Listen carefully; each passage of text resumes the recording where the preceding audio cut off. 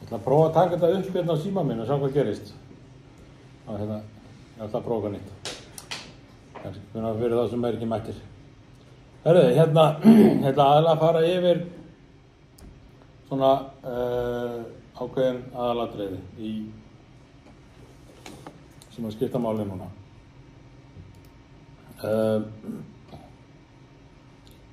Ef við byrjum bara hérna á þessu, þá fáum við ekkert að fá innu. Ef við gerum hérna samorka, veitir hvað það er? Það heldur við samt yfir. Aha. Jú. Það kom. Ég segi hvort það verður hættur með, það er alltaf eitthvað. Það vitið að hérna, það vinnur eitthvað við svona opinberan aðilum með að fokka upp heimasíðum. Þannig að það er aldrei einn sem að kemur inn á það næst. Það er Skúli. Og vitið hver það er? Skúli? Já. Það þú í þessu meina? Sko, það er, hérna núna getum við til dæmis farið í útgáfa á miðlun, útgefið efni, skýrslur, handbækur hérna, eitthvað bílítill texti, sjáu þið.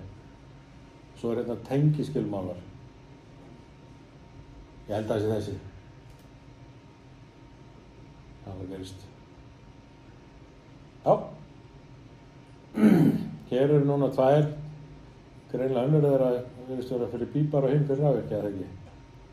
Og eitthvað hérna líka. En tengiskilmálar vindrafstöða líka og fyrir vatnsveitur, ok. Þetta hérna er hérna, ef að hérna handbókin sem að þið er að gera verkefnin úr, ef að það er Biblían, þá er þetta Nýja testamentið. Já. Og hér erum við með smá alls konar texta, það er víst verið að endurvinna þessa handbók. En þetta er sem sagt, þetta eru reglur hvernig þetta er reglur hvernig við eigum að tengja okkur við hérna orkudreifikerfið. Þetta eru reglur frá öllum rafmagnsdreifiaðilunum hvernig við eigum að tengja okkur við rafmagnskerfið. Tengja okkur við hvað? Dreifikerfið. Þannig að hjá orkuveitunni. Hjá veitum. Þetta er ekki veitur núna bara. Þannig er ekki og Rarik og eitthvað svona. Og það er hérna í þessu, þetta er, þið verðið að vita af þessari handbók og þið verðið að nota hana. Þið verðið að nota hana á hverju, þannig að það er svona frekar ólíklegt að þið munið alltaf hvernig á að tengja þetta. Þegar þið kemur að þið tengja þá flettið þið bara upp í þessu og þá gerir það rétt. Það er ekkert mál.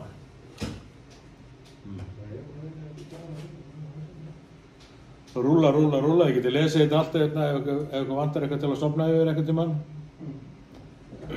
Og svo kom eitthvað svona myndir, hérna svona TNS-kerfi, eitthvað mynd sem að þið skiljið kannski ekki endilega mjög vel.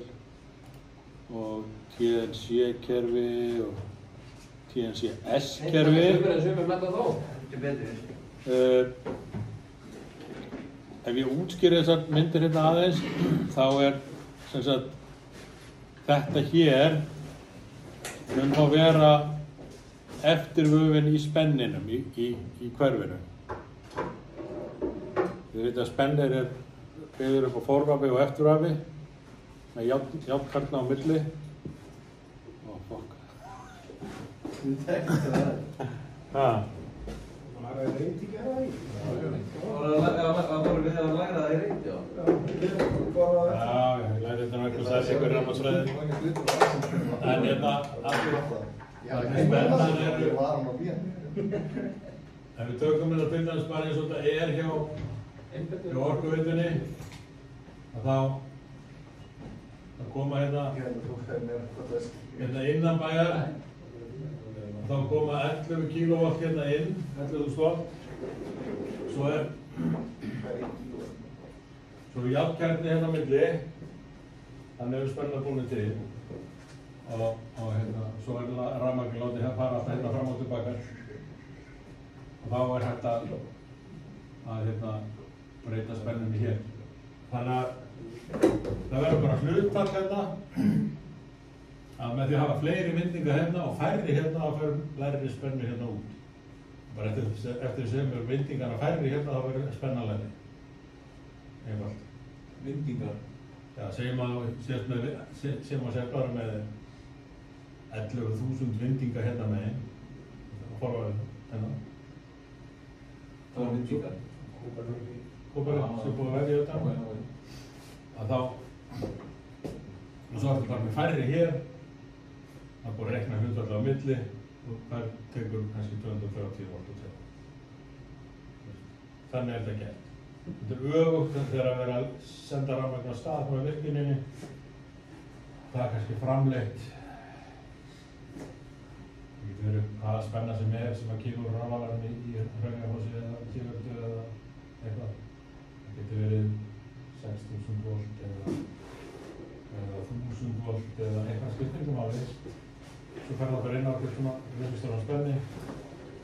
Svo eru fleiri vindingar sem sagt á eftirofinu og það er tekið því tilfelli þegar í línunni sem að liggja til Reykjavíkur til dæmis og þá eru 220.000 volt á línunni sem að liggja til Reykjavíkur.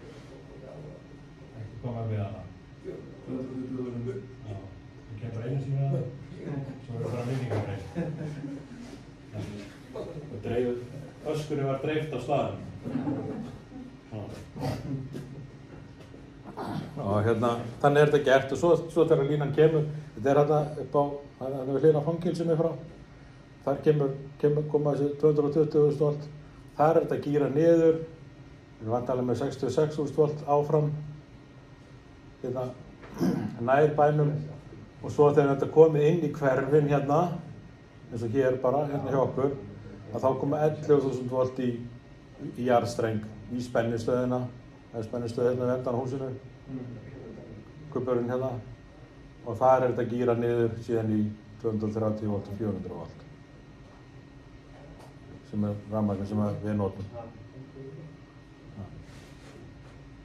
Ég teknaði bara 1 vaf, en af því þetta er 3 fasa, þá eru vöfin 3. Það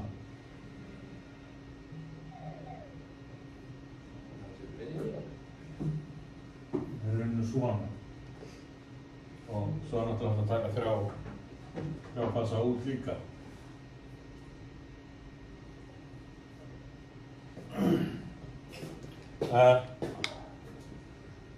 Hérna á þessari teikningu hér, sem að snýrindar öfugt við þessi teiknaði hana, að hér eru þessi vindingar sem ég var að teikna. Þessi hluti orkuveitunar er ekki á teikningunni. Það er bara að teikna það sem er okkar með. Okkur kemur ekkert við hvað Landsvirkjun eða þeir sem að senda rafmagnið aðspennir hvað þeir eru að gera. Hvort að það er tengt svona hins einn, það kemur okkur ekkert við, við þurfum bara að vita hvernig eftirorðið við er. Og það sem er okkar megin. Að svo miklu leyti sem það kemur okkur við. Auðvitað kemur það okkur sjálfur sér ekkert við hvað orkuveitan er að gera. Við tökum bara við rafmagninu í þar sem það kemur inn í húsið. Það er, við kallum þetta nú gráasvæðið, þar sem er alltaf að breytast. Það er ekki alveg að hreinu sko hvað er mitt og hvað er orkuveitunar. Þið vitið sko að allt sem er inn í húsinu á ég, allt sem er inn á lóðinni á ég, eða ekki? Nema svo er lóðin á leigu frá sveitarfélaginu og þetta er allt eitthvað lóðið, eða ekki?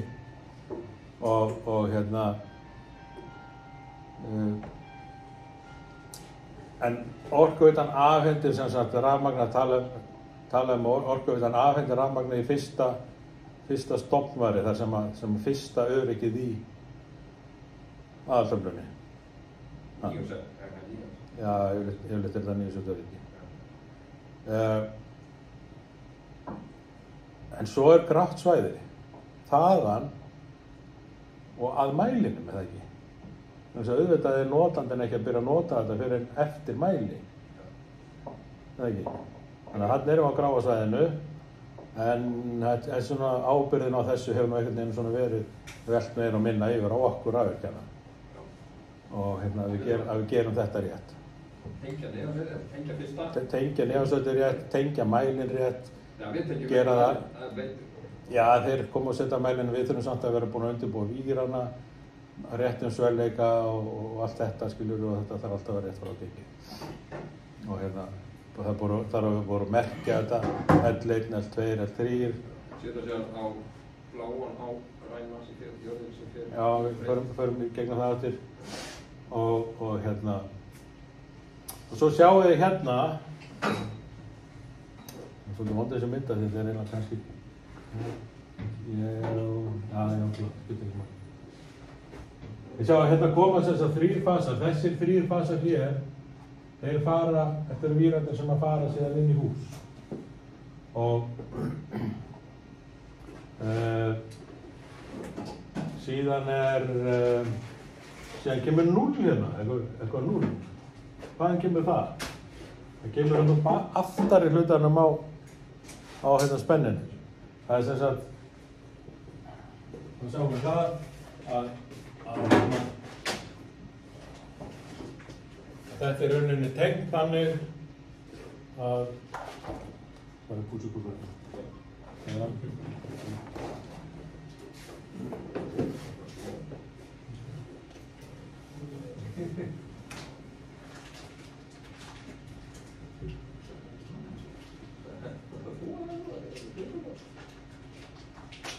er nú yfirleitt teiknaði eitthvað svona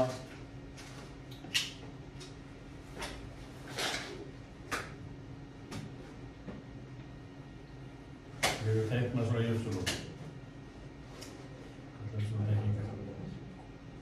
Og þannig að hér kemur einn fasi, hér kemur annar fasi og hér kemur þriðji fasinn og þeir eru á leiðinni í notkun og það eru 400 volt inn á milli þeirra og það er líka 400 volt frá þessum í þennan. Hér.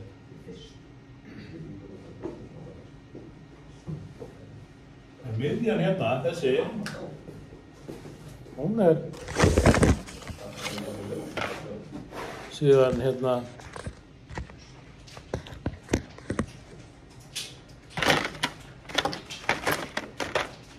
bláan.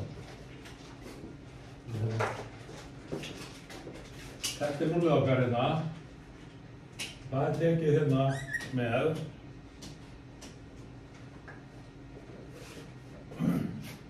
hver er búinn að vera þyrkja á þessa rafmagnsfræðina? Enginn. Það er spennan héðan sem frá núllinu héðan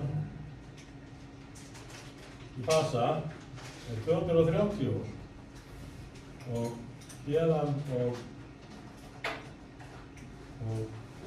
hingað er það líka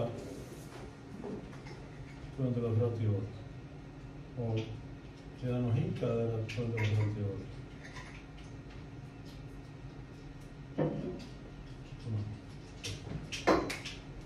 Það er 400 voltum milli fasana af því að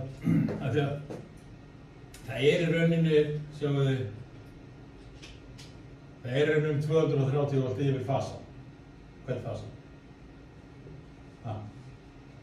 En ef ég legg 2 saman og eftir reikniformúlu, rafmagnsfræðina, kvöldvölduna, 3 og allt þetta, þá fáum við 400. Við fáum ekki 460, við fáum 400.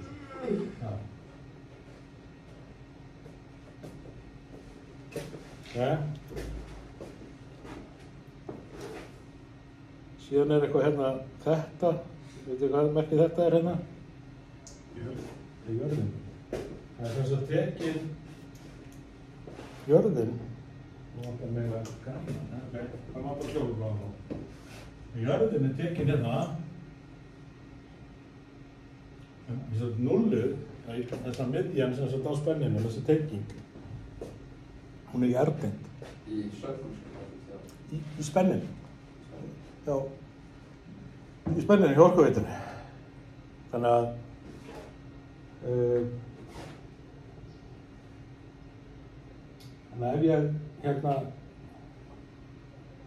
ef ég er með svona rafmagnsmæli og sting öðru þeirra í blómabeðið og hinum í fasa, þá fæ ég 230 volt.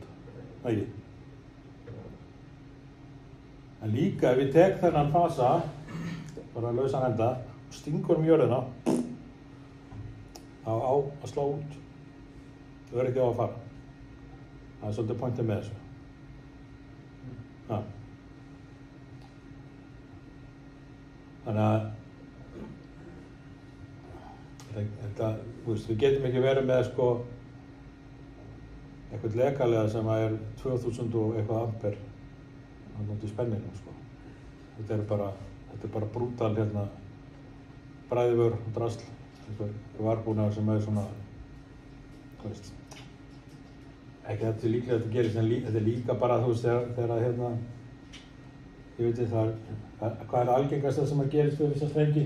Jú, það er einhver skurðgrafa einhvers staðar með járnlappirnar á jörðina, eða ekki? Setur skófluna í jarðstrenginn og bæn. Þá viljum við náttúrulega rafmagnið slá út. Það fer í gegnum lappirnar á gröfinni og vonandi fer öryggið í einhvers staðar fyrir þetta.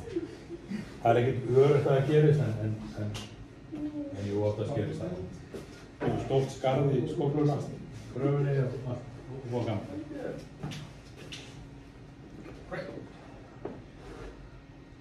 Það er alveg til skemmtilega sögur sem er alveg að segja frá því að það enduðu svo sem vel, Það var einu sinni nefnandi sem var að vinna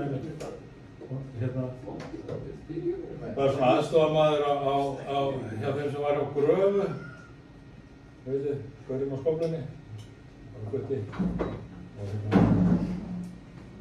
Svo var að vera að vinna í Hafnarfirðinni við sjóinn og svo kom maður frá Orkuveitunni og hann átti að saga í sundur jarðstreng sem átti að bara breyta. Og hann fer ofan í skurðinn með járnsöguna í hendinni og svo bara bæng og hann kemur upp úr skurðinum bara með handfangið af sauginni. Og sem betur fyrir þá hafði verið með gleraugu. Þú þurfti að nota gleraugu sem betur fyrir. Þannig að svo tók hann á sig gleraugu og það voru bara svona, hann var allir svartur í framan en var svona hvítir hringir. Og hann var bara drepphjóðið fyrir það, Er það ekki orðið þannig í dag að þeir sem vilja á veitum okkar, þeir þurfa að vera með tvöfaldan búnað, lambhúsettu og djúleik Jú, það er svona slysum, þetta kann alltaf farið mjög illa. En er það ekki út af því sem það er? Hann bara sagaði sig undir villan streng. Það voru tveir strengir hlið við hlið og hann bara sagaði sig undir annan streng. Það átti að vera búið að slökkva strenginn. Þetta var hinn strengurinn. Þá hefur ekki launahækkun núna bara. Nei, ég skildi það að vera mjög stutt að bara hætta. En Já, ég heyrði það ekki það var strákur sem kom og tengja hjá okkur aðtöflunum að setja mælinu og hann sagði það var bara reglu núna hjá veitum að þeir mega ekki hafa dúkarhnífa. Þetta er þekkt regla til dæmis til annars staðar, til dæmis upp á Grundartanga að þegar menn voru svo mikið að skera sig á dúkarhnífunum. En svo náttúrulega þetta að koma í ljós hvort að þeir voru að skera sig á dúkarhnífum vegna þess að það voru dúkarhnífar eða hvort menn voru að skera sig á hníf og svo var það bara að breytast, það var bara að skera sig á hinum hnífunum sem það er með í staðinn. Já, þeir fá ekki hnífum, þeir mega nota það. En, þú veist, kemur í ljós. Þetta var einu svona regla upp í vinnu að það er hægt. Að halda úti blaðinu til að nota dúkarhníf er meira hættulegt heldur en að festa blaðið úti. En svo þetta með veitur, það var þetta balanslis fyrir nokkur árum. Það er svona að tengja heimdögina. Já, það var svo sem eiginlega ekki hægt að koma í veg fyrir það, Jú, Lásar. Þau tóku læsingaferli. Nei, þetta var ófyrir séð sko, það vandamáli var sko, hann var að tengja, átti sem sagt að tengja það blokkaði parhús eða eitthvað skilur, hann átti að tengja sem sagt hinn hlutan á parhúsinu, hinn hlutan á blokkinni við, út í Guttormskóp. En það var búið, þeir höfðu verið að vinna, sami verktakinn höfðu verið að vinna báða stigagangana, eða báða partana, sko. Þá hafði hann sett rafmagn á milli frá öðrum yfir í hinn. Þannig að þegar hann tók í vírana sem áttu að vera straumlausir og hann áttu að vera dauðir, sko, sem hann átti að fara að tengja við, þá var rafmagn á hann, sem átti ekki að vera. Og það sem hann hefði að gera var að mæla. That's it. Hann átti að mæla hvort það var rafmagn á hann. Það dó hann? Já. Steinbrast. En dó. Staðan? Þannig að Felix, hann alltaf lifandi. Hann bara eitthvað innan, sko. Þannig að sko, alveg, já, læsa, merkja, mæla. Já, prófa. Já, eða prófa. Já. Það var það sem klikkaði. Það var allt rétt gert nema að hann bara mældi ekki sem er Veitur tóku læsingaferli upp. Já, það var náttúrulega þetta tekið á málinu, sjálfsög. Herri, svo er hérna, ég vil ekki að tala þetta kæri hérna, það er bara eitthvað ruglandi. Ég sjá að hérna þeir saman hérna, núlega jörðin, alltaf lemja það. En þið sjáum líka að þetta virkar það þannig að þessi vír hérna sem að hérna liggur, þessi heitir náttúrulega bara, núna einu sem heitir þetta R eins og T, núna heitir það L1, L2, L3, en þessi hér, hann er kallað PEN, Protected Earth 0. Það er sem sagt þeir eru í sama vírnum, jörðin og núna. Þess vegna heitir hann PEN. Okay. Hann kemur síðan inn í hús, hér erum við komin inn í hús og þá er þetta gert hérna. Að úr PEN-inu er nullið bara tekið út, búið til aftur. Að þessi hér, hann er ennþá bara jörðin, hann er bara jarðvír, jarðtenging og jarðtenging allt hús og heldur bara áfram að heita, en eftir þetta þá heitir hann PE. Hann heitir PEN þegar hann kemur inn og eftir þegar hann búið að splitta þeim upp þá heitir hann alltaf PE og... Þannig að þegar hún sökkur sko, jörðin sem kemur upp og sökkur splitti. Það er bara, já. Það tengir, það er bara jörðin.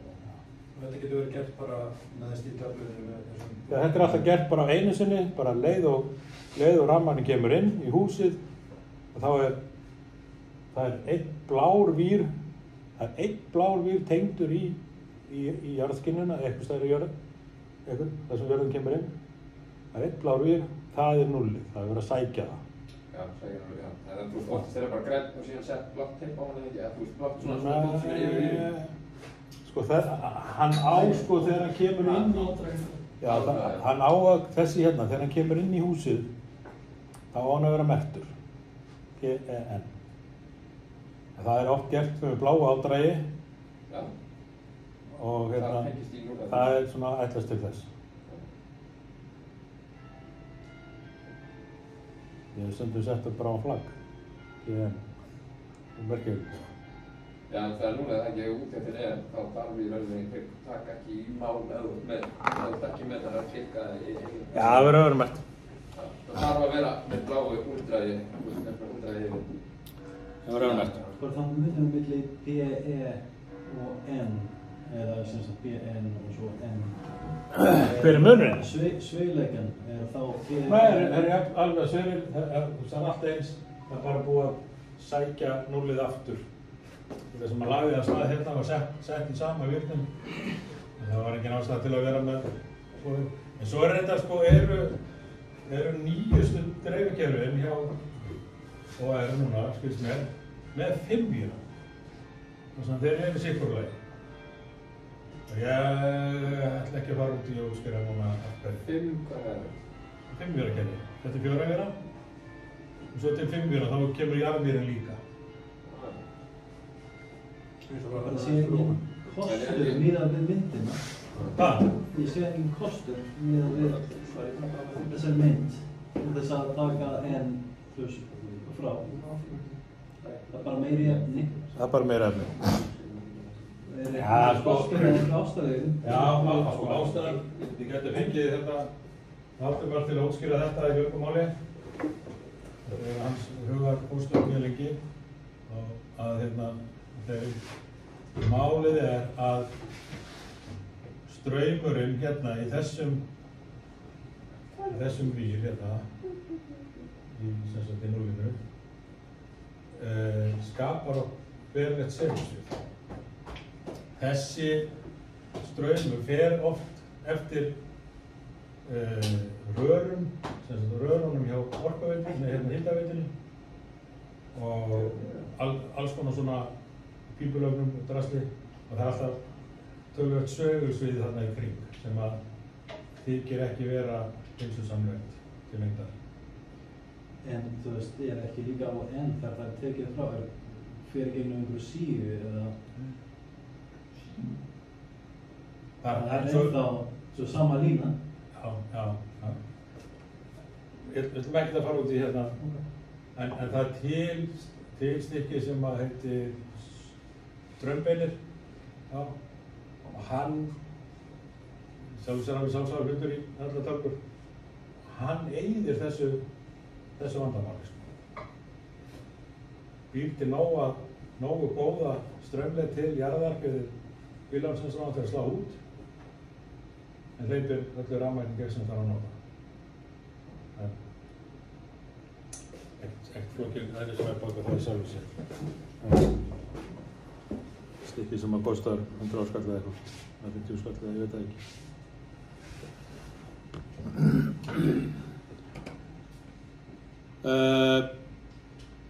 Síðan eru þessi TT-kerfi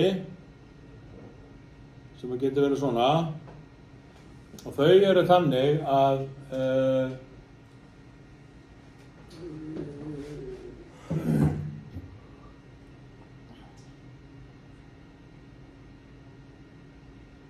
ég fatt að ég geta sett bara beint inn á YouTube. Ok? Hérna TT-kerfin eru þannig að þau eru ekki með núll.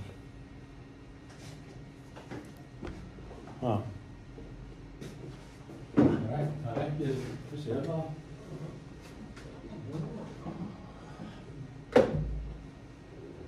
Við vitum ekkert endilega hvort að afturhafið er stjörnutengt eða þrýnistengt, það getur alveg þrýnistengt, það skiptir okkur svo líka mál.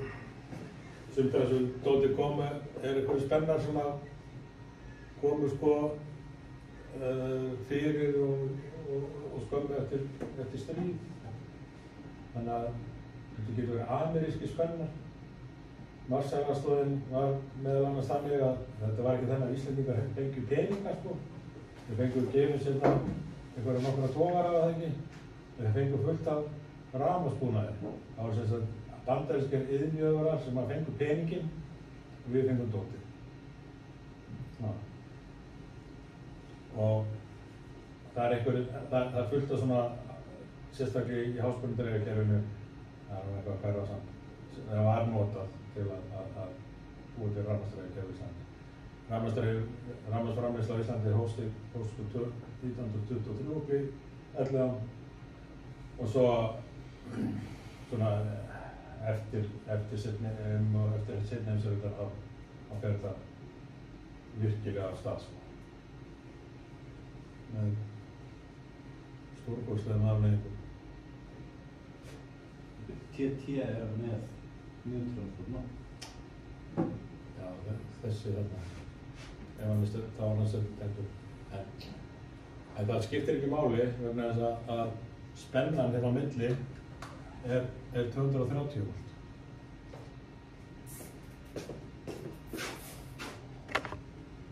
gæti verið sko, gæti alveg verið svona, en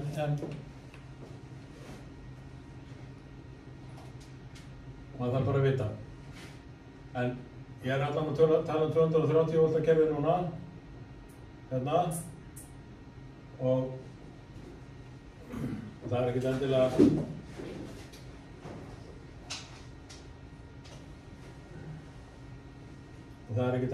hérna ef maður finnir eitthvað núleipur starf þá er náttúrulega 100 og eitthvað vant framkvæmt. Alveg víst. Það eru svona hverfi ennþá í gangi og veit ekki hvernig stendur til að breyta því. Síðustu fréttir af því hefði í dag, það er bara ekkert til. Og svona veist. En við gráðum að hefði til því. Fína myndir einhvers staðar sem þetta sé ykkur.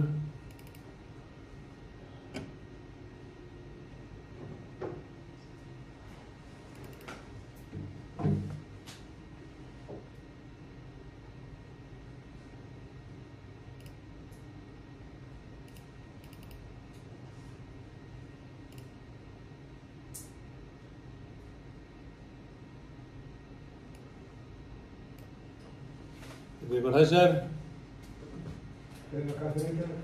Já. Hefur þú pissað þetta nýtt á hús? Nei. Hefur þið látið að gera það? Nei. Ég voru í hús til velvöni og mann að gera þetta. Herri, þetta er sem sagt fyrstu svona spennarnir. Þetta er, eins og við sjáum er þessi spenniðstöð teiknuð eins og höll í Guðjóni Samúelssyni. Þá verður húsameistari ríkisins. Og síðan það var þetta eins og ferkættaði ljóti kassar. Þarna var þetta hér stendur eitthvað fyrir rómverskum tölum. Kann eitthvað svona rómverskar tölur? Já. Já, hvað er það? Ég sé ekki hvað stendur hérna. MCMXX. 1000. Það er svo smíðað 1920 og verið tekið í notkun 23. Ég held reyndar að mér minna hafi reyndar verið tekið byrjað að keyra þetta 1921 en 1923 hafi danski konungurinn, þá var náttúrulega Ísland hluti af Danmörku og þá kom danski konungurinn og startaði Elliðaárstöðinni sem sagt formlega. Það var svona byrjað að keyra hana áður en það var. Í þessum spennistöðum er svona kerfi, það er bara 280 kerfi. Þetta er algengt hérna í gamla 101, gamla hlutunum í Hafnarfirði og einhver staðar út á landi líka. Við erum að bara passa okkur á þessu að það er ekki öll kerfi eins. 280 kerfi hefur aldrei verið í Kópavogi. Kenni ekki Garðabæ heldur. Af hverju hef ég þetta rann? Ég kenni ekki Garðabæ. Jú, ég hef verið að ekki Garðabæ. Hvað er þetta þetta? Skrifa upp eitthvað það. Vartannesinu. Ingarinu. Það er algjörlega. Já.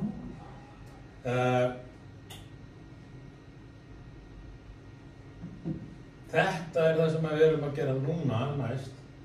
Að við erum bara með 200 Við erum bara með svona kerfi sem við ætlum að setja í töfluna og af því að nullið minnið sem var hérna til jarðar það er tengt í jörðina þannig að við stöndum á jörðinni og erum við rauninni tengt við spennin hann úti og sem sagt miðjuna í spenninu hérna og sem að þýðir það að við tökum við þennan nýr hérna þá fer rafmagnið gegn henni og hérna upp í spennin tilbaka, ekki?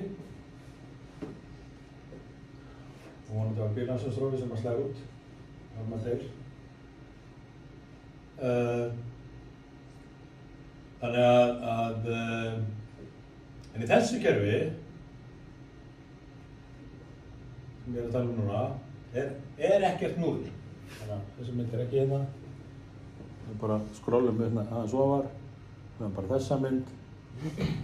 Það er ekki 0. Hvaða kerfi er þetta sem er notað í Vesturbæinn? Það er það. Ha? Það er það. IT? Það er það. TT. TT? Já, IT. IT. Það þýða allt eitthvað þessi stafir. Vissulega, ég veit hvað það þýða.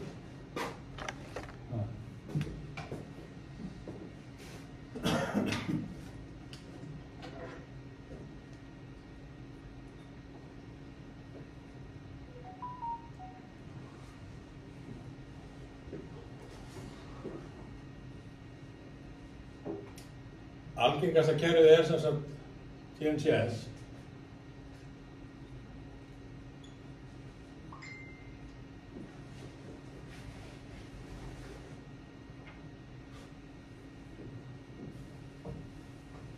Ég ætla ekki að reyna að segja þetta með frönskum framburði, en þetta er franska.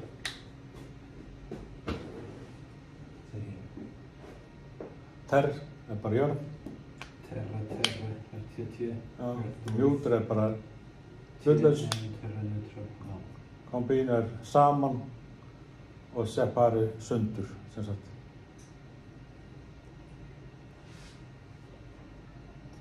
Jörð og 0 saman og síðan í sundur aftur.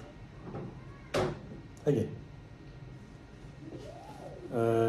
Af hverju er þetta á frönsku? Það er sennilega bara vegna þess að þetta er svona Evrópusamstarf.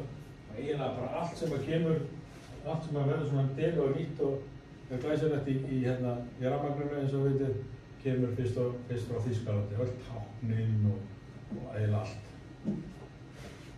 Og svo byrja þeir að fara í samstarf, frakkar og þjóðverjar og frakkar er heitt að fá að hafa eitthvað á frönsku. Það segja, ok, við skulum hafa þetta á frönsku. Svo er allt þýtt á ensku. Já, ok. Leðum að hafa þetta. En er það allt svona alltaf á frönsku? Nei, ég er bara að segja að það kemur stundum með eitthvað svona texti sem er franska. Það er bara til að reyna að hafa þetta góða.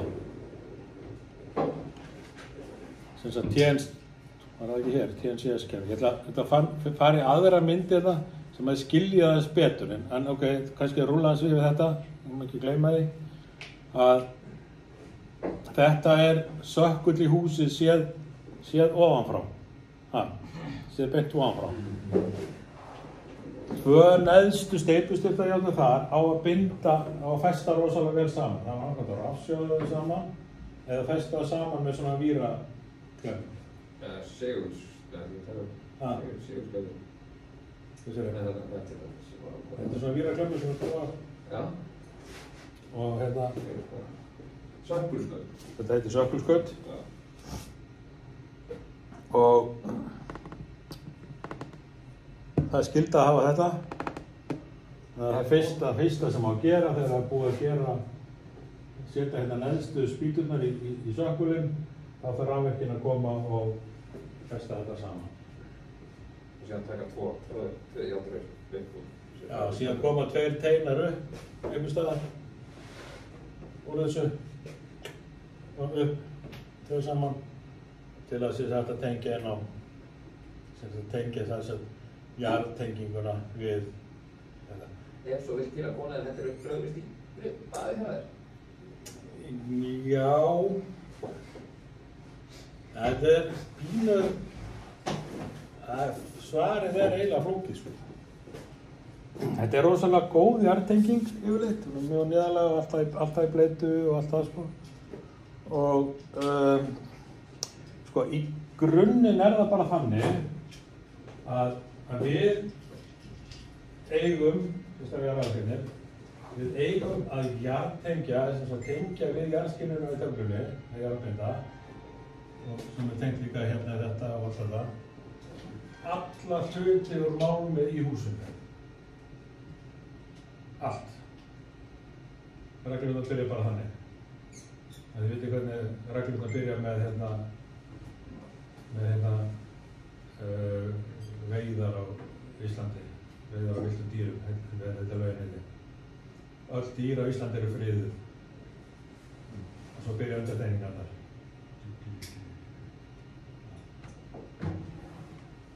Þannig að þetta er eins alla málumhluti í húsinu á að jarðbenda. Svo eru bara undantekningar, hvað maður sleppa hurðáninum, þú maður sleppa þessu hér, maður sleppa járnlöpunum á borðinu hérna, eða hvað? Eða rafmagn í borðinu. Þannig að þessar lappir eru bara mjög líklega jarðbenda. Ok, hvað með opnin hérna? Hann er jarðbendur. Það er eins gott að hann sé jarðbendur, en þess að ef að sko, tilgangurinn með þessu er sá að segjum að ég sé að festa upp þessa töflu hérna, þetta er bara mjög gott dæmi, ég er að skrúfa hana hérna í vegginn, hérna, sömu stöðum, og ég skrúfa akkurat í gegnum rafmagnsrör. Og þá bara komir fasi á, þannig að leið að ég kem við hérna, þá fæ ég rafmagn inn með því. Og það sama myndi gerast þegar ég var að festa opnin með svona festingum á vegg, ég skrúfa akkurat í gegnum rafmagnsvír, skrúfan fyrir hérna, rekst þetta í fasavírinn, á þess að gera nokkuð annað. Þá bara komið rafmagn á 280 volt á allt ofnakerfi í húsinu. Þannig sá sem kemur bara við einhvern ofn í húsinu, það heitir alltaf allt tengt saman með hjálpar öllum út allt, það var rafmagn sín. Tilgangurinn er alltaf sá að koma í veg fyrir að þetta geti gerst. Þannig að þeim fleiri hluti sem eru í jarðböndum sem eru á málminn, þeim betur. Þeim ekki. Það skylda að jarðtengja til dæmis baðkarið eða sturtubotninn ef það er á málminn. Það er alltaf sett með þessu. Það er alltaf sett sér. Sko það er náttúrulega skylda að fyrir okkur þegar við erum að leggja rafmagnið að leggja 6 kvadrata vír að þar sem sturtan á að koma og þar sem baðkarið á að koma. Til þess að þetta er hægt ef það kemur einhver með sturtubotn og málmi eða baðkar og málmi. Baðkarinn er plasti þannig að skiptir að.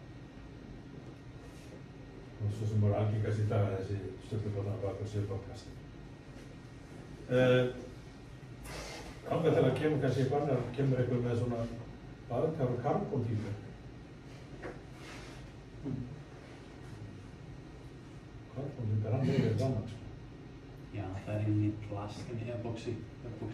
Já, bara þetta er vandamáli, þetta er vandamáli skútum sem það eru úr hérna karbón.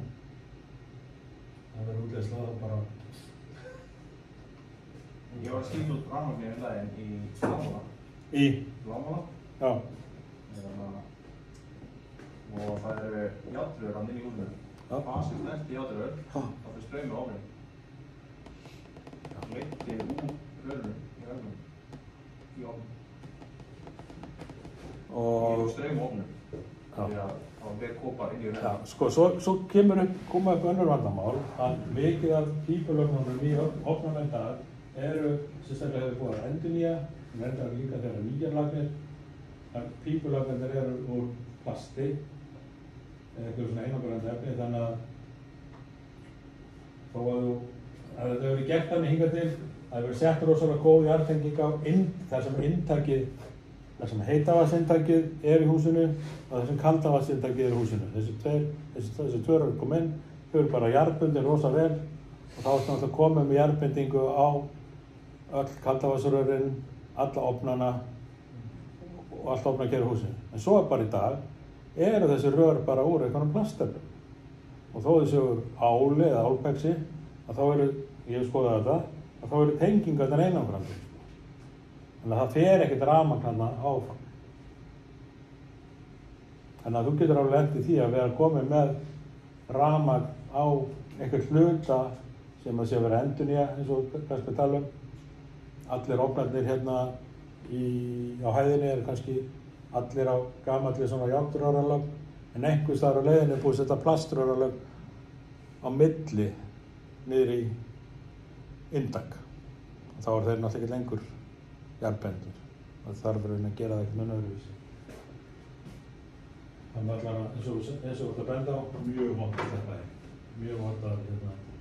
Ég hugsa að það væri járnabinding eða eitthvað inn í veggnum.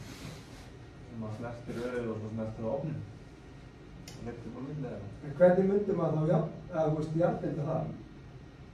Þú getur bara oftast bara út í næstu töflu. Já, ég meina, þú veist, myndi maður setja bara, þú veist. Já, bara svona tengi á eitthvað. Já. Það er til sem sérstaklega borða. Alls konar svona tengi til að gera þetta. Svona klemmur utan, rafmagnstengi á. Þessu er alltaf hægt að þetta. Það er gaman kjallara. Það er bara, það er bara, sérðu bara. En vandamálið þessu tengd eru bara vissulega ekki að minnka. Ok?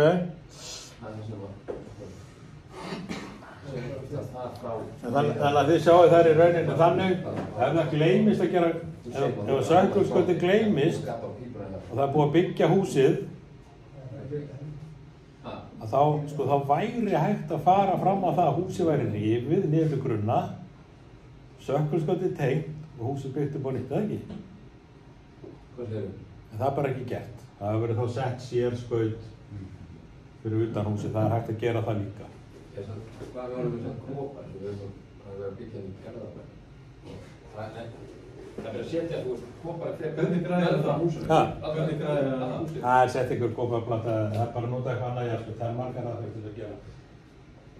Þetta eru leiðbyrningarnar frá Orkuveitunni að segja, ef þú vilt fá rafmagn í þetta hús, þá gerir þú þetta svona. Annars hleypum við bara ekkert á. En þeir vita náttúrulega hvernig við gerum þetta svona.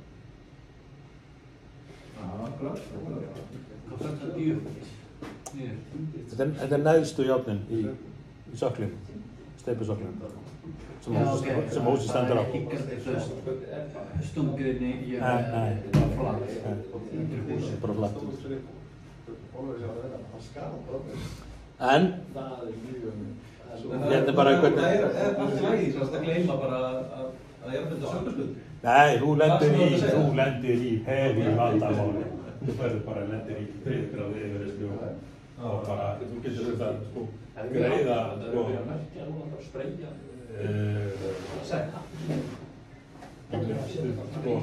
getur þetta lækka húsið á verðið á húsinu milljónir. Þú getur tapað algjörlega hagnaðinum og rúmlega það á verkinu sem rafverki. Þú verður bara tekin í. Það verður snúið upp á þessu. Þannig að þú ert ekki að segja henni frá því ef þú gleymir Flins, já. Við skulum orða það þannig, þú þurftir að búa til almennilegt jarðskaut í staðinn. Það er ekki þitt að gleyma því, það er hérna, þetta er bara, já, það gleymist ekkert. Það kemur samt fyrir. Hérna, svona hérna fín mynd af svona dæmi gerðum frágangi fyrir mæli, við tengjum aldrei mælana, það er svo sem að selur rafmagni sem að setur upp rafmagnsmælinn, en við undirbúum allt fyrir það á Gráasvæðinu hérna, Gráasvæðinu. Hér er það sem ég var að tala teikningar af svona kerfum. Hér er TT-kerfi með fasa á 0 og jörðin sér. Það er ekki.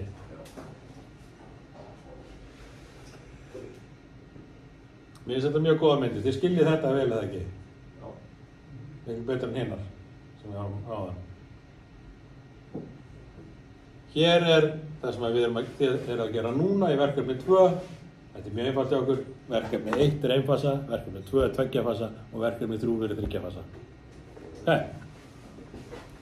2 fasa, þá er það bara svona. Þá koma 2 fasar inn, þeir eru rauninni 3 en við notum bara 2. Og ég hef alveg verið í húsi þar sem ég hef verið að deila þessum 3 fösum niður. Allir verið í notkun, smiðnaðar húsi. En þetta er vissulega pínu vesen sko, að vera með þessa spennu sérstaklega þar sem að þetta skiptir engu máli á heimili sko, þannig séð. Nefn að það er ekkert 0 og eins og við vorum að tala um á það, þá er 0 hættulaust. Það er bara hættulegt á sandójörðinni og átt að geta bóta hlutanum hérna í tengileg hérna í þessum að 0 er og það er ekkert rafmagn í þig. En ef þú stingur fasamegin þá náttúrulega það er ekki. Hérna eru þetta er spenna á báðum fjósum. Báðum. Hvaða?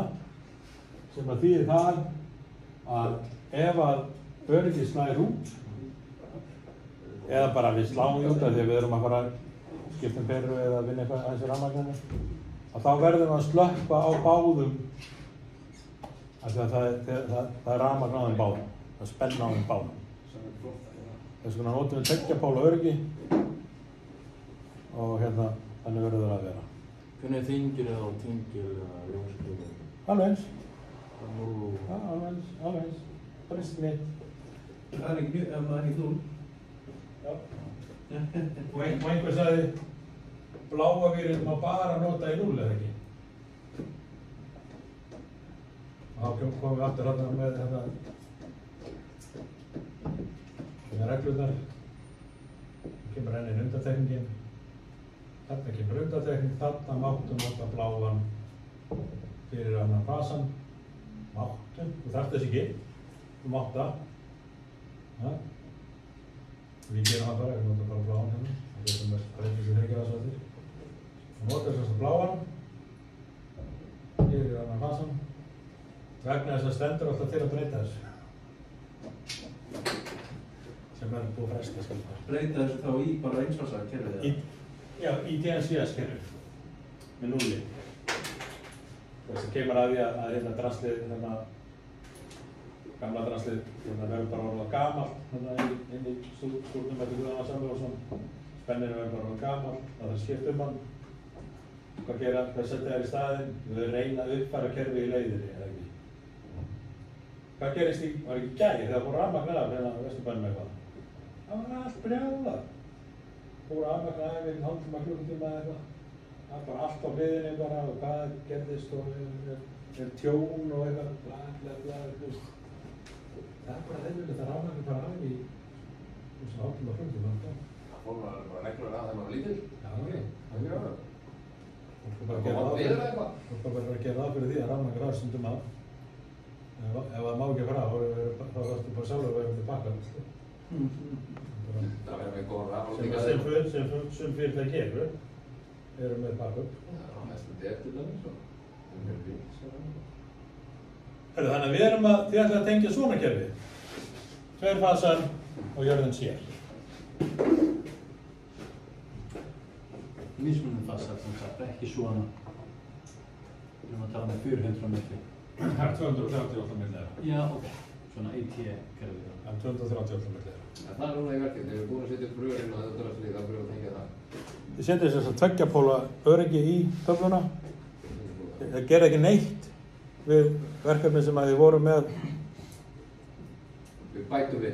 Verkefni 1. Já. Ekki hreyfa neitt við því. Það var bara verið svo það er. Það er bara vera eins og það er. Það eina sem gerir er færi kannski víran eitthvað milli henn. Ekki breyta því neitt. Af því að það verður tengt bara við í verkefni 3. Eins og það er. Þannig að Við þurfum ekki að breyta neina. núna ætlum við bara að gera verkefni 2 og því setjum bara 2 póla var. Bílárumstöðarsofinn er alveg eins og er alveg eins tengdur. Ég bið ykkur reyndar að setja sko brúnan og svartan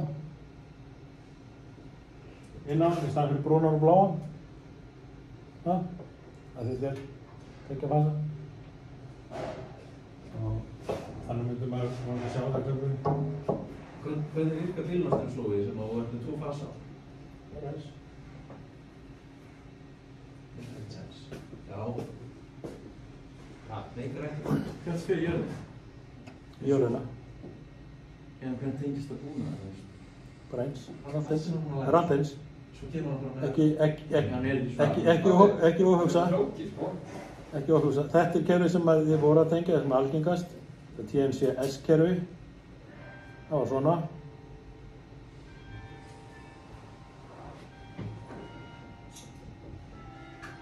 Gengur út að það Hér er 280. Hér er þetta bláa ádrag sem við vorum að tala um. Hér er þessi eini blái vír sem kemur frá hjartskinnunni sem heitir PN þessi skinna. Oftast er núllaði gegnum mæli eins og sagt er. Þannig að til þess að ekki að aftengja nullu úr mælinum og láta mælinn hægt að ganga. En það skiptir ekki máli í dag vegna þess að mælinn hann er að senda gögn á minnstakosti 15 mínútur fresti. En leið og hann hættir að senda þá þá veit Orkuveitan það. Það er að tengja mörgum. Já. En það er samt ekki alveg, fólk ekki lenda mikið í 5 húsum á það. Þessum heita pottana á það. Segð þú okkur? Ég veit ekkert. Mér finnst allan alltaf alveg ógeðslega fyndið þegar að það eru böstaðir einhverjir sem eru að rækta plantur sem að þurfa svolítið mikið af ljósum og rafmagni og þeir hafa ekki vitað að þeir tengja fyrir fram að mælinu. Og svo kemur bara símtal bara á Orkuveitur hefði svolítið hára rafmagnsreiningu þarna. Það er sem flestir sem tengja fram með sko. Ja, segð þú okkur. Ég veit ekki, ég hef ekkert verið í þessu. Ég er ekki komin í Breaking Bad en þá. Hver veit maður hvað maður gerir þegar maður hættir að vinna? Ég var komið með eitthvað sumarbústað og gróðurhús og svona. Það var á Laugarási, við sáum það var að taka niður. Það var rétt hjá þarna sem við vorum að vinna, rétt hjá vinskúlum okkar, það var að taka niður. Það var allt til húsum. Svona býr á Suðurlandinu, ég fæ alveg Ég segi svona býr á Suðurlandinu, ég fæ að heyra ýmislegt. Mikið á gróðurhúsum, það er ekki allt rósið þar inni. Það er stundum svona. Þannig að við mögum bara að halda áfram. Heyrðu, það var ein spurning sem er eiginlega eftir. Ef ég er búin að fara við ykkur andið ykkur að núna. Kveikja ljósið. Einhver?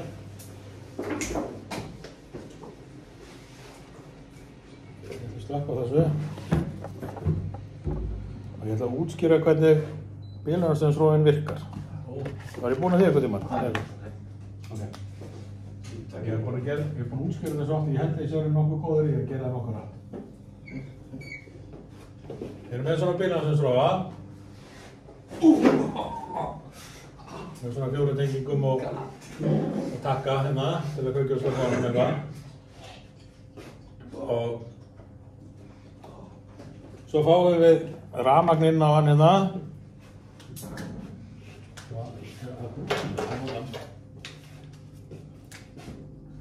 Kemur rafmagn hér inn og hér út.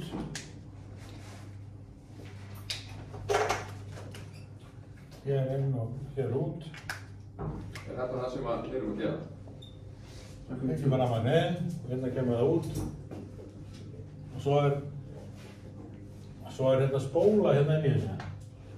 Kíkjum inn í hann. Vírarnir fara hér. Og svo er svona spóla hérna inn í. Játkerni spóla. Og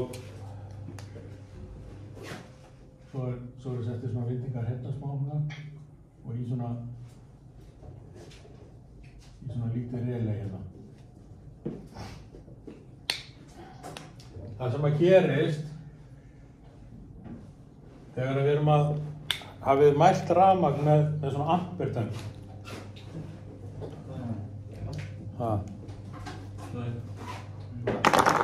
Þetta er að henda myndað ampertönguna. Nei, þá þeir að kveikja á skjánum. Svo klæmur sem þetta. Já, þetta myndi spennu í spólan þá kveikjar að reyða í þetta farið. Ok, hérna.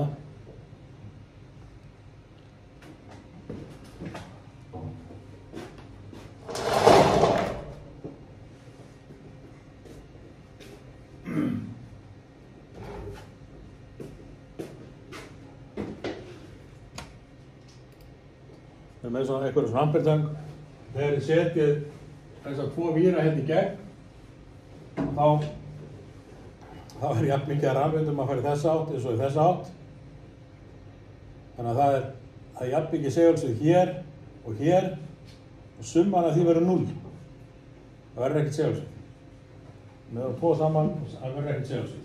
Sem útskýrir aftur þetta þarna með þarna segulsviðið þarna í bláa í 0-inu eða ekki. Því að það er ekki við hliðin á hinum.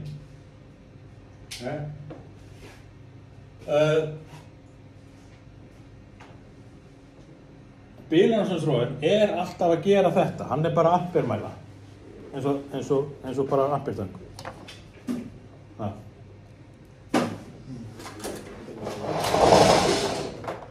Og við viljum að þetta sé alltaf 0. Af því að rafeindirnar sem fóru á stað og þær sem eru komið tilbaka, þær eru jafn margar og allt í gúti. Hvað gerist ef ég kem hérna við þennan við hér? Það fer í gegnum mig og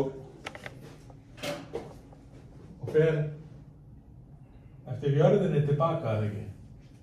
Og hérna skinn þetta voru grænt eða eitthvað. Það fer sem sagt eftir jörðinni tilbaka. Þeir eru utan liðan hérna. Þá allt inni byrja þess að mæla. Þetta virkar þannig að þið setið ampertöngina bara utan 1 mýr og þá getið þið mælt með því að nota segulsviðið, þá getur ampertöngin sagt ykkur hvað mörg amper að fara í gegnum mýrin. Það eins hér, núna verður mismunur, það fór eitthvað 1 amper á stað hérna og kemur kannski bara hálft tilbaka. Helmingurinn ekki er.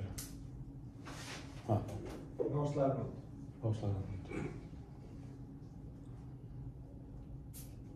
Einfalt. Þetta er það sem maður gerir. En hvað verður þetta hálfa þarna sem fer í júrið? Þetta? Það heldur hérna áfram. Það er blómið. Upp í spennin sem við vorum hérna aðan, það ekki? Það verður það fer áfram. Hvað er spennin? Spennið sem ég hef búin að tekna hérna aðan. Já. Það verður þáleið tilbaka. Á vittum? Það verður þáleið tilbaka. Og hvað er þetta?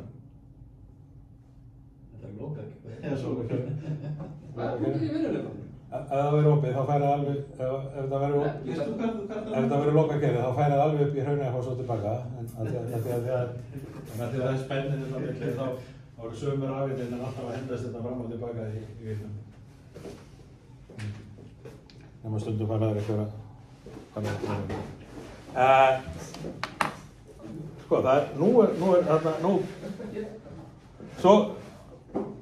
núna sko þegar þið skiljið hvernig bílansins-rófin virkar, nú er mjög mikilvægt að þið skiljið þetta, hvernig virkar. Allir búin að ná því? Já. Ok. Svo var hérna náungi sem heitir Gottfried Bigelmeier búin að finna það út meðal annars með að gera tilraunir á sjálfum sér sem að fóru þannig fram að hann var með hérna hjartastuðtæki tilbúið á staðnum og lækni. Þannig að ef hérna hjartaði hjá honum fór eitthvað úr starti þá var alltaf þetta sett í gangaður. Og hérna út frá þessum mælingum þá var búið svo að hækka hægt og rólega alltaf í þá var hann búinn að komast að því að það þurfti 200 volt til að koma nógu miklu rafmagni og það er hættulegra gegnum vinstri hendina heldur en hægri hendina þegar styttra og eða hérna á milli handana. En það var eiginlega hættulegast hér og niður í fætur, vinstri hendi fætur. Það voru komast að því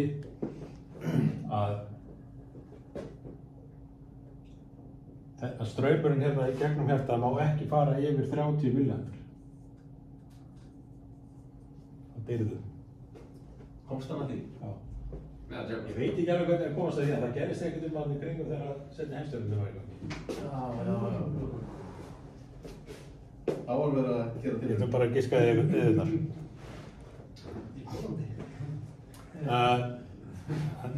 Hann var austurríkismaður.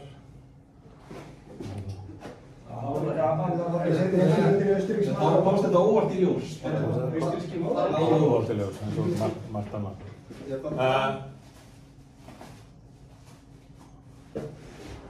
Og hámarkstíminn var 200 millisekúndur. Af einhverjum undarlegum ástæðum þá birtist sko talan 300 millisekundur í einhverjum gögnum Ég veit ekki úr hvaða hundsrassi sú tala kemur, hún ekki þessum rannsóknum. Ekki að rannsóknum? Var hann eitthvað núna, fyrradag, þá var ég að horfa á Taken. Þú voru ekki að sé Taken með Liam Neeson. Já. Þá búin að binda ykkur úr stól og hann fer á spennisviðum, ekki frá læri. Og búin að setja við róa. Og rafvirkinn ég, fyrir að horfa á þetta og svo alltaf skemmi ég í myndina. Og pikka ég í kærastunum mér á, þetta leikir ekki sens. Það myndi slá út. Ekki það ekki Byrnarsson.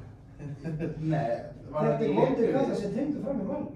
Já. Ekki Byrnarsson. Nákvæmlega, það voru fyrir framan mæli og... Þetta er ekki lísók. Já, það var einmitt sko, ég pásaði myndina og svo ég og hún bara af hverju að spá í þessu. Já, en þú veist, augljóslega, það er ekki Byrnarsson, sko. Það er alveg reynd. Já, en sko út af því hann tengdi alveg ljósarvon, sko. Hann notaði eitthvað starkabla. Já, en það er líka til því, svo ekki öll spennukerfi heiminum eins og ég hef komið að spennukerfi í Frakklandi til dæmis og ég ætla ekki að reyna að útskýra það. Ég skildi það ekki sjálfur, sko. Það var mjög sérstætt. Svo opnaði ég Reddit og þá voru greinilega bara þræðir upp þetta atrið. Já. Þessu mikla pælingar. Ég held að við hefum bara leist þetta bara núna á nokkrum sekúndum. Já, en það þá bara hvað bílmjöstrið sem vantaði? Þannig að hann notaði þá bara heimdeginu í rauninni. Já, bara, þú veist þú. En þú lífið það ekkert af í... Það er bara yfir 30 milliampere til að drepa eitthvað. Já, það er ekki neitt. Hann var greinilega að fá meira í stólunum hann og sattu greinilega Nei, þetta var í Frakklandi. Já, það er 230 voltar. Og gerum bara ráð fyrir að það hefur gengið ágætlega. Þannig að ég held að þetta er búið miðbæstað. Þetta er ekki séns. Viltu meina að allt sem gerist í bíómyndu sé ekki satt? Þetta er að segja um það. Ég meina, hvað með þetta með að henda brauðristinu ofan í baðkari? Ég horfði hérna og hann var í 20 sinnum og ég enda býða eftir að Elli og Tryggi heim. Já, sko. Hvað gerist þið að henda brauðristinu ofan í baðkari? Það er eftir í hvað landið er. Ég legg til Ég meina, þú veist, ef baðkarið er jarðböndið, slæðir út eða rafmagnið fer bara í jarðhenginguna, það fer ekki í gegnum gaurinn sem er í baðinu. Hringaveginn, það fer bara auðvitaðstu leiðina sem er bara beint í jarðhenginguna. Gaurinn þurfti að vera gjörsamlega með hendina ofan í brauðristinni einhvern veginn og hina hendina í baðkarinu. Allt sem að gerist, ég myndum ekki alveg satt, sko. Já, ég ætti verið að skemma En ekki prófa þetta á konunni þinni. Ég myndi prófa þetta á honum. Bara ekki prófa þetta. Dóri. Þetta er bara svona bíómynda eitthvað. Þú komið og kíkta þessi gildur eitthvað? Þetta, já, þegar það er búið að mynda sko 30 milliampere hérna. Reyndar eiginlega hér. Það er eiginlega hérna. Það er semst að vantar 30 milliampere hérna tilbaka. Og þá er svona lítið relay inn í hérna, veit ég, þegar þið er að kveikja á hérna bílahundsrónum, þá er svona stíft að íta honum upp eða ekki. Þið er að trekkja hann upp, þið er að trekkja upp fjöður. Stærri svona rófar, það þarf að trekkja alveg nokkru sinnum bara. En hann slær út að innanverða það ekki? Og svo þegar hann slær út, það var bara svakalega sem þetta, Já, þegar hann slær út inn í, þannig að því þetta halda honum uppi. Þannig að það slæður út og svo þarf þá að... Þeir ekki að setja spýtu undir takkan til að halda hann. Nei, það myndi ekki. Hann slær samt út, sko. Og hann slær út, eins og þið sáu sem voru búin að gera þessar mælingar, á hvað? Svona kringum 20 millisekundur. Fljótar að slá út. Löngu áður og stöður. Vorum ekki séð ekki nokkuð sem fór að 4 millisekundum. Það er ekki 4 millisekundur besta hérna... Jú, það geta alveg fljótari, sko. Það var ekki þannig í gær. Jú. Þannig að veist, hann er bara alltaf einhverja millisekundar að slá út, sko. Hann getur ekki drefnir lengur á þessu. Ef bílunarstráðinsrófin er í lagi og þess vegna prófum við hann almennilega áður en að við förum, byrjar sem svona niður í lagi, Krumar mér þá ekki, það er mjög ólíklegt að einhver ná að drepa svona mælina. Það er mjög ólíklegt. Ég er Þetta ekki að útilokað, En en þú mjög veist, ólíklegt. líkamanninn er með svona, hvað er þetta, 1 megaohm fyrir mig Já. að vinna mig. Ef þú reiknar út, getur þú fundið nú rétt að stærða viðnámi til að stengja í seríu. Svo þú dregur bara rétt 0,40 milliamp. Það getur stungið manni með tíma. Það er vist. Það er prófum það. Já. En svo er náttúrulega bara lærri tala lengur 10 milliamp í lengri tíma verður líka hættulegt, skilur við. Þess vegna segi ég, Eins og þessi- ég draga nú lítið. Eins og sem rafbyssu. Hvernig, þú veist, það er Það er miklu flóknara fyrirbæri. Það er líka hvað á DC. Nei. Það er ekki dampur.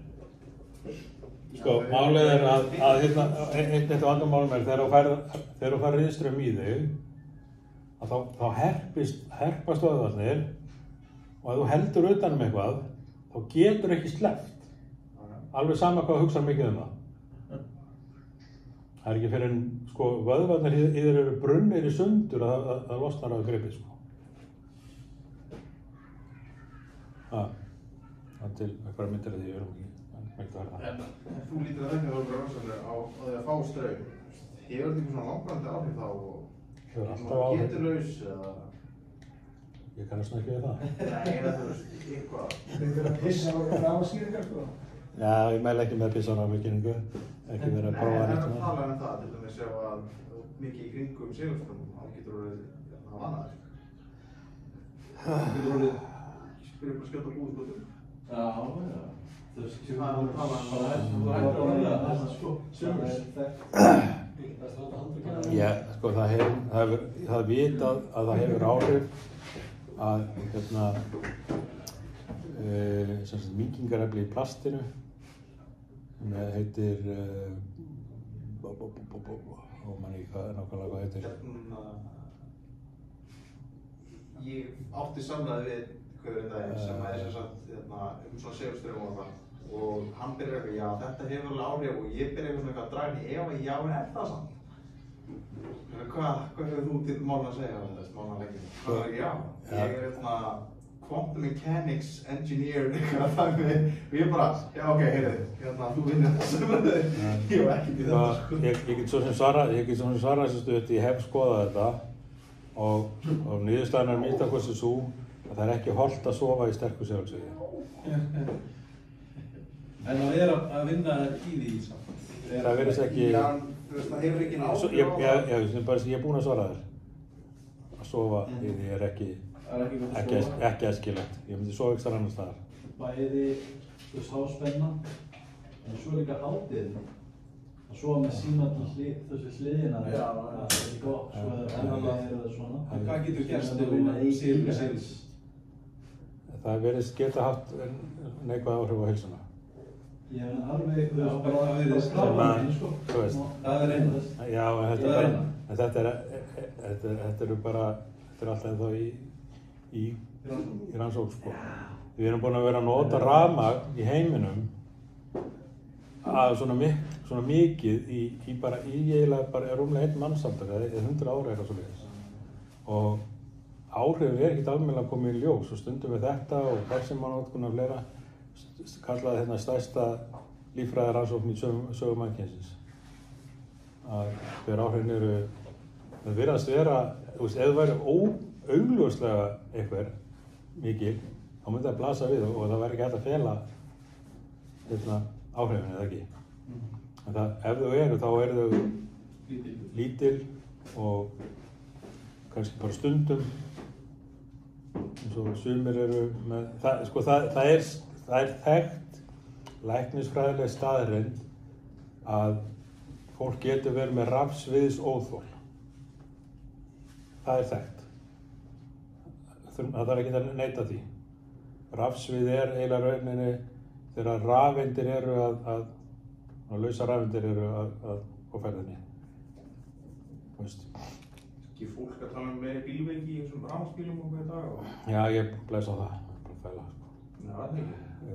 Já, eða er eitthvað alltaf skýring á því? Systirinn af mömmu, hún fór að kvarta yfir daginn eitthvað rafmagnskassi fyrir hinn með göttan hjá henni. Þannig að það er svona húsið hennar, það er garður, svona lítill, gangstétt, gata, gangstétt og svo er rafmagnskassi. 30 metrum í burtu frá glugganum. Ok, ég get bara... Það segist sofa svo illa út af þessu helvítis rafmagnskassa þarna. Það var bara að færa. Ég get alveg sagt þér að segulsviðið frá svona rafmagnslutum næri, ég veit ekki meira en svona meter. Ég man það ekki. Já, þú getur bara melta. Í hotnin á Guðrún hjá okkur í Húlgarðinu, það er spennusvöld og húsbygg hlinn og fólki þar var alltaf kvartið það væri. Ég myndi ekki kaupa mér hús við hliðina á spennustöð. Þetta er tvær spennustöðar, sigur á meginn, Hólgarðurinn er, hæðingarinn á Hólgarðurinn. Eða háspennulínu. Frá Grensvegi, það kemur upp á milli, það koma 2 götur hérna á milli, sem koma svona millibíl. Þar sigur á meginn eru hús bara byggð upp við, bara inn í spennustöðinni við garðinn það skilur. Þetta er allir bara það rannsókn. Ég ætla að klára hérna að fara Það heyrist á lofti svona. Þetta er fyrsta verkefni. Við munum síðan taka heimaverkefni í þessu sem er dýpra á hljómar. Ég er svona leið ykkur inn í að þið skiljið hvað þið eru að fara að lesa. Síðan er þetta sem ég er búinn að tala um hérna er svo kallar AC-liði. Hann skynjar augljóslega bara reiðströmm. Ekki það. Bara því ég sagði það var nóg. Síðan byrjaði það að hérna fyrir ekkert svo lengur síðan að fór að öll, sko 99% það var það rafmagnsnotkun í dag rafeindatæki. Svona rafeindaspennar. Þeir virka ekki þannig að þeir naga alltaf bara hérna rafmagn úr því sem til er. Hleðslutæki í fartölvur. Hleðslutæki við fartölvur, LED-perur, LED-ljós, eitthvað eldkarfi, flúperlappar, þetta ekki okkur. Þannig að all raforkunotkun í dag er svona elektrónik. Eina undantekningin frá því í venjulegu húsi er hitaelementið í ofninum, vökunarofninum. Meira þess að helluborðið er eitthvað svona span, rafeinda, fancy stuff eða ekki. Svo ef það eru hérna rafmagnsofnar í sumarbústaðnum eða kynnt með rafmagn í Stoltanlandi, þá er það líka hérna eins og bakarofnin. Þetta er það vandamáli með rafeindatækin er að þau senda tilbaka bæði sendaðu tilbaka alls konar truflanir eitthvað tilbaka inn á hérna kerfið sem að mettar spóluna hérna þessa í gamla góða bílafsensrónum sem var fyrir Asía. Þannig að hann virkar ekki. Er ekki kannski eitthvað sem kakla fræðildar hann á bakkanum, skilur? Nei, þetta er annað. Vandamálið er bara að það sem kemur hérna er henni í DC. Við vorum að tala um hérna þessa hérna, en svo kemur allt í einu þessi, hann sem bylgi að blanga. Svo kemur allt í einu svona eitthvað. Og þetta er alveg uppfullt af einhverju. Ja. Og mettar spólan hérna og þá Hvað gerist yfir þessi spóla í þeim? Svo kem ég fasan eins og enn. Það gerist bara ekki neitt. Ég fæ bara hérna 50 milliampere í gegnum mig í einhverja mínútur og er stengdöður. Þannig að hann slæðir ekki út. Spólan sjálf? Ég held að frekar mun bara slá út leið. Já, ég held það líka því að það komið truflun á aftur á. Það er ekki gerst. Það tala um það, þeir sem að framleita, að þetta vandamál getur orðið til þess að hann virkar ekki. Hann virkar ekki rétt, hann slæðir bara út. Hann slæðir ekki út og hann helst bara inni sem líka á svona tíma. Hann helst bara inni og slæðir ekki út. Eða bara eða fara hann að leiða á milli, eða bara... Hann sér ekki leikastræminn, sko. Hann sér hann ekki. En núna er svo til þess að Eton til þess framleiðir fyrir sem bæði fyrir AC og DC. Já, við erum að koma að því. Okay. Það er næsta. Það var alveg ástæði fyrir teikna þetta svona. Hvað gerði menn þá? Menn fóru að vera að vari við þetta vandamál. Lausnarþróttum voru ekki að virka. Að svo eru til bílansins-róðir sem eru merktir svona eins og hjá ykkur, þeir eru allir merktir svona. Þannig að þeir eru gerðir fyrir að virka þó því sem er fullt á rangadrasli. Því ég ætla að lesa betur um það í textan sem ég hætti ykkur hafa. Búið að lesa málið. Það má ekki nota þessa heimagaura lengur í íbúðarhúsnæði og þess að fólk er. Nema það sé alveg 100% öruggt að það verði ekki tengt neitt rafeindadrasl á hann. Hvað er það samt? Nákvæmlega. Torfbæ? Þegar þú setur upp ofn í dag, þá rafeindastýring á hitastýringin mánuði ekki. Það er nóg. Já, rafeindastýring á allum hverjum minnstofni. Og hvað meina, eða bara ristaður til dæmis? Það er allt. En ég tala um það megin. Þessi ristaður er ekki. Til dæmis í dag, ég sá töflu og þegar við tala um að það má ekki. Ég sá töflu í dag sem er frá 1948 og það stóð inn í henni tengt 3. mars 1948 og það voru svona keramiköryggi og þetta var á svona skónaplötu. Þetta getur verið. Svo voru þetta tjöruvírar og eitthvað. Já, sko tjöruvírarnir eru ekki lengur að lagi. Það getur þessi búnar, sko, það er mjög ólíklegt að þú myndir fara og skoða þennan búin að segja að hann væri að lagi. Já, þetta væri bara bannað að þykja, þú veist. Nei. En þetta mætti aldrei í dag, skilur við. Nei, auðvitað má þetta ekki í dag, sjálfsögðu ekki, má þetta ekki í dag. Okkar vandamál í dag er það að þegar ég kem að svona töflu, einhverju rafmagnstöflu, og ég þarf að gera við eitthvað í henni, þá verð ég að hugsa að ég kem til með að bera persónulega ábyrgð á því að hafa gert eitthvað. Og í dag er þetta þannig í Þýskalandi og er á leiðinni í lög hjá þeim, eða reglugerð, ef það er ekki komið, að rafbúnaður sem bara 30 ára gamall, það verður að skipta um hann. Það verður bara skipta? Það verður bara skipta. Hver hefur það eftir því? Það er alltaf húseigandinn sjálfur sem ber ábyrgð á því, það sé gert. Ef það kveiknar í eða eitthvað svoleiðis, þá er hann ekki tryggður eða þannig? Já, hann getur lent í vesenni með, já. Ég veist þessu þannig, ég sá hann getur lent í vesenni að kveikna í töflu í dag og þá búið að bæta, skilur, bílskur eða hvernig það var eitt öryggi, en annars var það bara alveg orginal. Já, það er alls konar. Þetta má bara á, þú veist. Þetta er í aðalandinu. Það er líka bara að tafla fyrir þetta. Mér finnst þetta mjög sérstætt að sjá þetta. Mér finnst þetta alveg að frekar... Já, sko, við verðum að gera okkur grein fyrir okkar ábyrgð sem fagmenn hvenær við eigum að walk away, sko. Ég var ekki að koma við það. Nei, hvenær við eigum bara að labba í burtu, segja bara ég kem ekki nálægt þessu. Það er búið að gera það nokkur sem er í blokkinni. Það er bara niður í kjallara. Það er bara að það virkir á hurðin og horfa bara inn. Nei, ég er farið. Ég lefði mér sér að tengdapappa hann með svona töflu. Og svo bara 2 svartir vírar báðum með strömsíku og svo í áduröri. Og svo náttúrulega þegar kápan fyrir af og það næsta, þá er bara búin að loksjóða sig við. Getur aldrei dreigja þetta úr, sko. Þetta er algjör markað við, þetta er ógeð, sko. Og stór hætti. Þannig að allir vílarnir í húsinu eru svart og hvítir hætti. Það er sem sagt búið að búa til þetta bílarströmsrófa sem heitir A. Hann ræður við nýja rafeindadraslið. Síðan er líka búið að búa til bílarströmsrófa sem heitir B.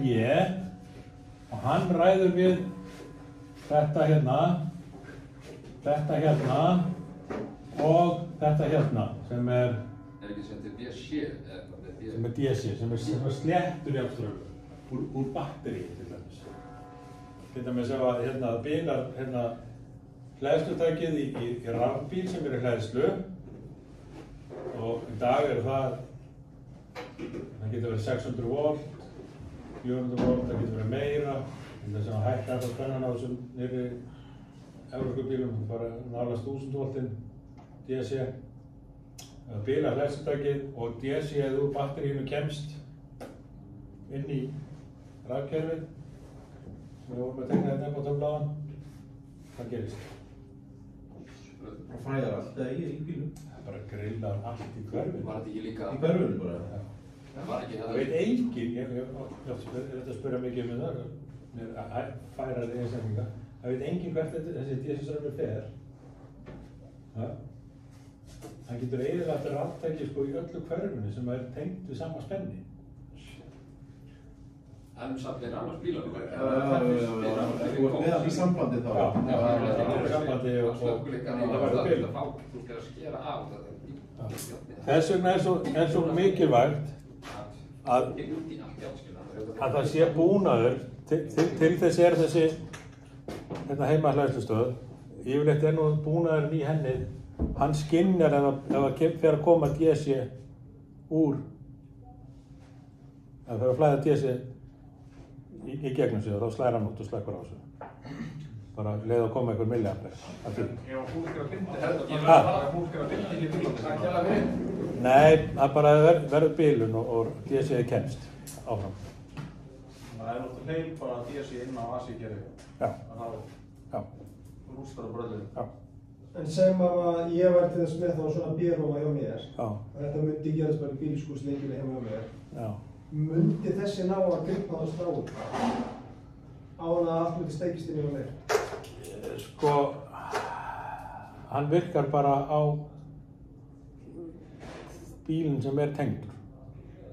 Já. Og það sama á við líka út að hlaða rafmagnslaupahjólið þitt eða rafmagnshjólið þitt eða hvað sem er, hvað DC sem er. Bílar hleðslutæki og bara Þetta er svona mismunur straum. Ef það smítast eitthvað DC inn í línuna og fer inn heima hjá þér og það er að fara út aftur, það er ekki bílan hér. Það er ekki mismunur á milli inn og út. Það er ekki hugsað til þess að bjarga. En getur ekki að saman gerst þegar það núl eða út úr í töflunni eða menn allt í gangi? Það getur allt grillast. Það var nú kannski eitt sem að hefum átt að tala um áðan. En ég þarf aðeins meira tími að tala um.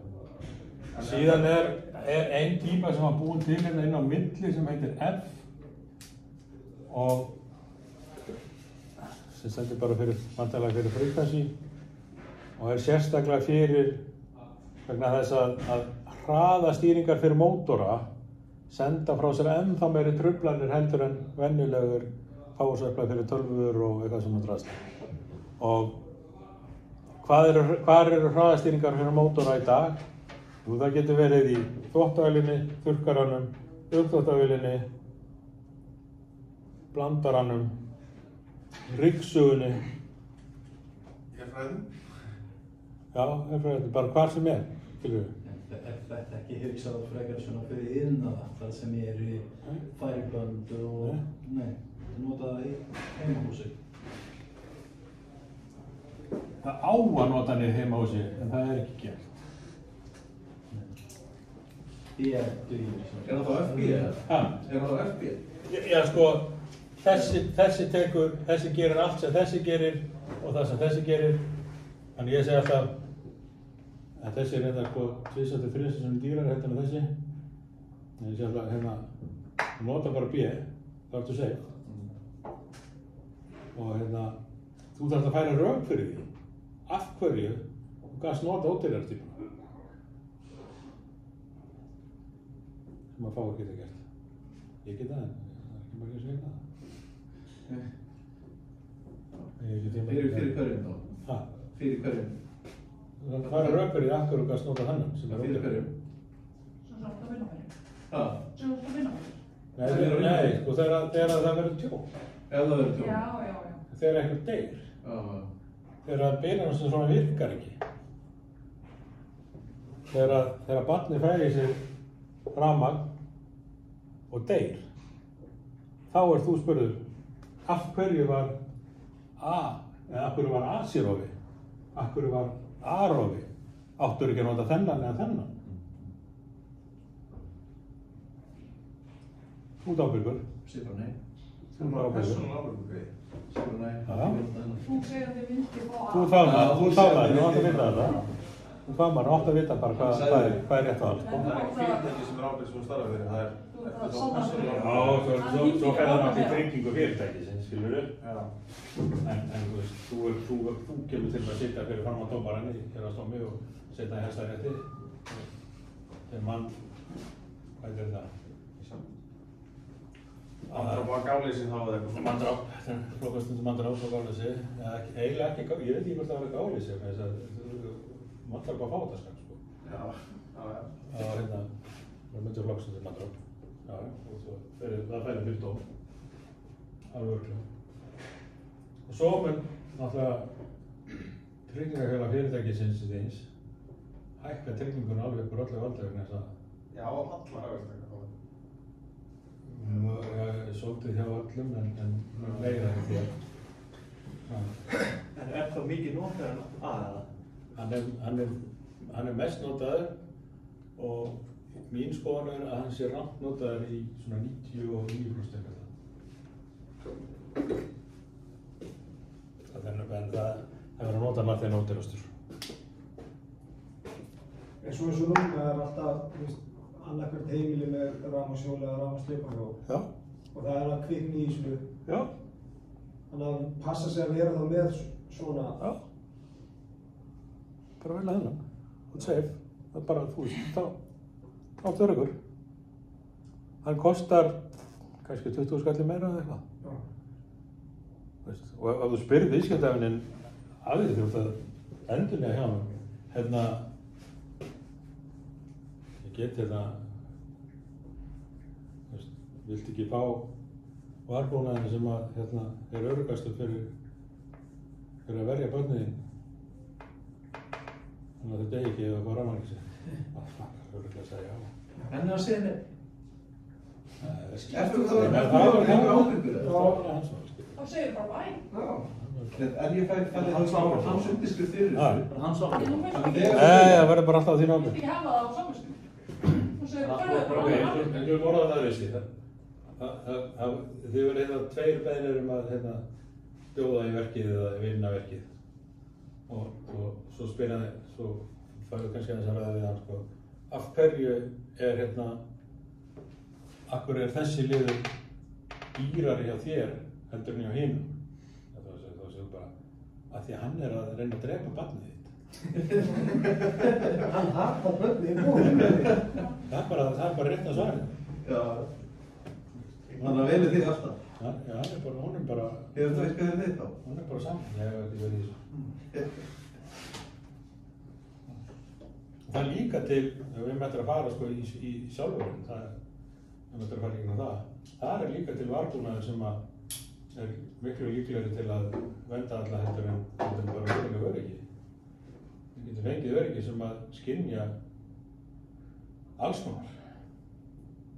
Við skynja til dæmis hvort það er neisti á lögninni. Neista skynjum. En bílunarstraumsrof og lekaliði. Bara sambyggt öryggi og lekaliði, það er bara saman. En ég þarf að vera með það. Þau eru ekki til að sambyggt með bíl. Vandamann á bíl, en hann er með 2 spólur og það er bara ekki pláss. Það er bara plássvandamál. Hann er bara fyrir AC og DC eða ekki? Hann er fyrir allt. Lekaliða bílunarstraumsrof B. Já. Hann er fyrir allt. Já. En hann er ekki öryggi. Nei. En svo er með bílunarstraumsrof og lekaliða. Hann vinnur ekki á B, er hann ekki A? Já, þeir hafa hingað til að vera bara til í A. Að því að þessu sé það er bara ekki pláss inni. Hvað heitir þessi rofi fyrir neista? Fyrir? Neista. Það þarf að fara, takk fyrir Ark. Ark sjálfar. Það var ark. En svo lítið eins og sjálfar. En stæða þá bara sjálfur sér út leið og það kemur einhver neisti eða? skynja sem þess. Það er skylda til dæmis í Bretlandi, þetta er Grenfell-brunanum og þetta. Nú er það skylda í Bretlandi að nota sem sagt ark í öllum fjölbýlishúsum, öllu húsnæði þar sem fólk kemst ekki út af sjálfstæðan. Fangelsi, stofnanir fyrir sjúklinga, alls konar, alls þar sem fólk kemst ekki sjálft út eða gæti lent í því að komast ekki sjálft út. Og þetta er mjög líklega á leiðinni inn í reglur í næstu endurskoðun hér. En segjum við værum með svona öryggi og það var að slá út, hvernig veistu það síðan til að nýsta myndum? Það kemur sérstætt ljós á grænt, kapsið, gult og rautt sem það segja hvað akkur sló út. Það er lít. Er þetta lítið eins og sjálfa? Er þetta jafn stórt og bíl? Þetta er tvöfalt. Tvöfalt, já. Tvöfalt stærð.